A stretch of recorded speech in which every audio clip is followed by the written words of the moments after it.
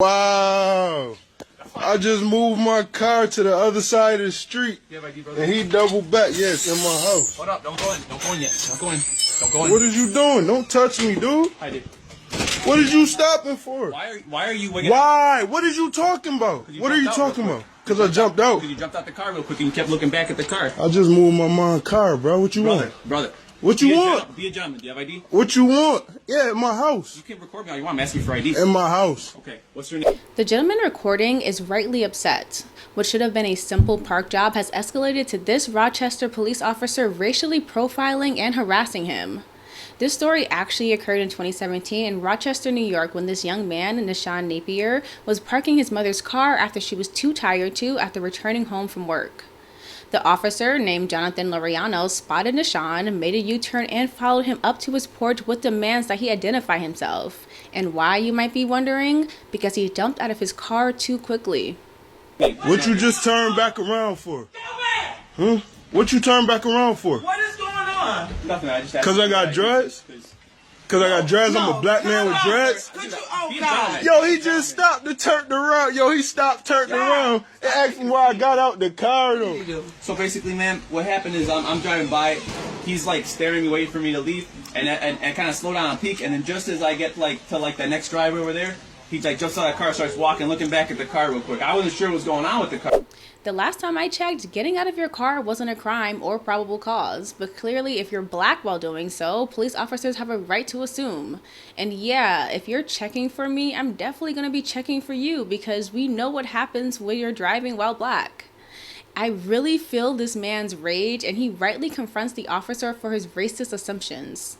Nishan has a right to be irritated and short because so often these interactions have fatal consequences. Sandra Bland, Philando Castile, George Floyd, and sadly the list goes on.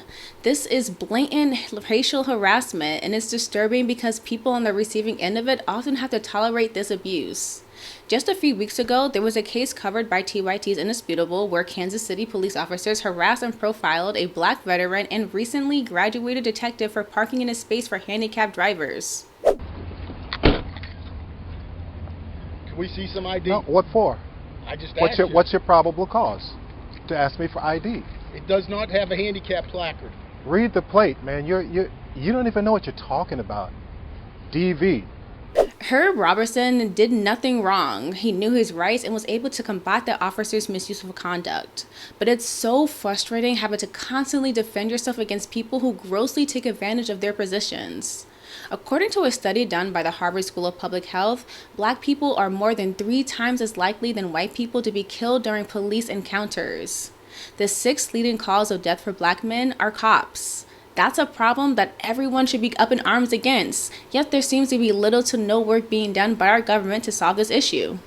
In fact, after repeated calls from organizations, groups, and protesters involved in the 2020 George Floyd protests for Democrats to redistribute police budgets to social programs that would actually help black communities, Biden and his administration allotted more funding to police budgets or kept them the same, making it clear that they truly aren't listening to the voices of black Americans.